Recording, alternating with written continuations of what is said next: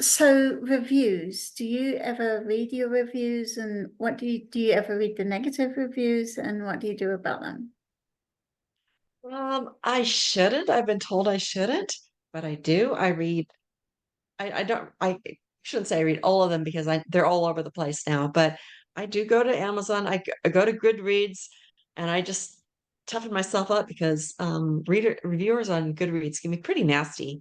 But what I'm looking for is what is resonating with people and what is not resonating with people. Mm. Over time, I've learned sometimes every once in a while one will like get me, but most of the time I take it with a grain of salt because so for example in Embers in the London Sky there is a mystery, so I've got a romance and I've got the history and I've got the the mystery, I've got a murder mystery. And one reviewer will say, I love the romance, but I don't know why there was a murder mystery. That was totally useless. And the next reviewer will say, I love the murder mystery. It was amazing. I didn't figure out who it was until the very end. The romance, it was Hallmark cheesy. So, and then other people are like, I loved all of it. I love the romance. I love the mystery. And other people hate all of it. It basically, we all have different tastes, and that's okay. We don't all read the same things. My best friends and I don't read the same thing. My husband doesn't read what I read, and I don't read what he reads. I love him. So he would not care for my books, but that doesn't make me feel horrible because he likes things that I don't like. So I just say, okay, that this book isn't that person's cup of tea. And that's all right. Um, one of my first conferences I went to after I was published, and somebody just kept saying, when you get a review that's, just really negative, just say, she isn't my target reader. And it's the best thing to say. I say it all the time. Okay, you're not my target reader. It's okay. You're not going to like my books. You probably like other genres that I don't care for or authors that Mhm. I don't care for. And that's all right. You're not a Sarah Sundin reader. So don't read my books. Yeah, I'm fine with that. Don't read my books. Go read something you enjoy. Life's too short to read books you hate. Yeah, that makes sense. Although what doesn't make sense to me is why those people bother to review anyway. I mean, in my experience, even writing a paragraph takes about 2 hours for me. Yeah. The ones I don't quite understand is when they keep reading my books and keep giving me 1 or 2 star Oh no. reviews. Like, well, I understand reading it once and hey, maybe you picked it up for a tour and you're like, oh, I don't like this author. Or maybe the second one, you're thinking, okay, maybe I'll like the second book better. I can understand that.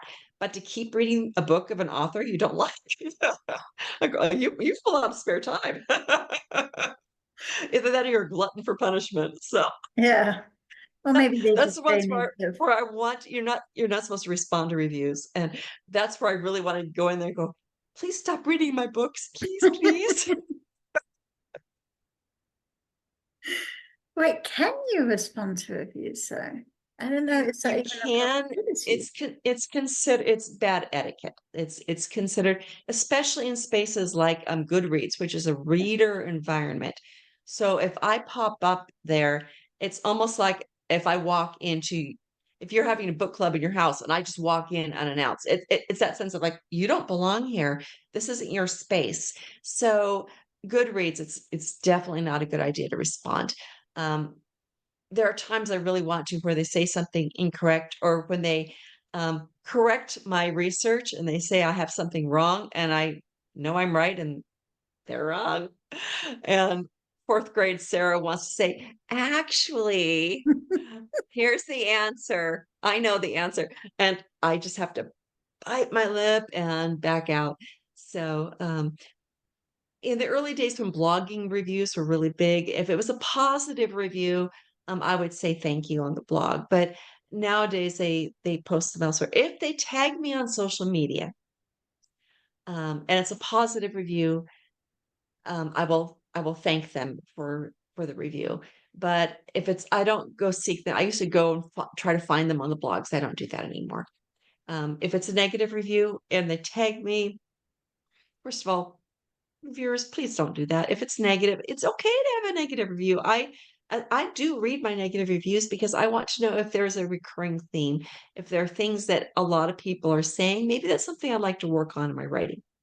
But if it's negative, please don't tag us because some authors are real sensitive souls and will not read their reviews at all.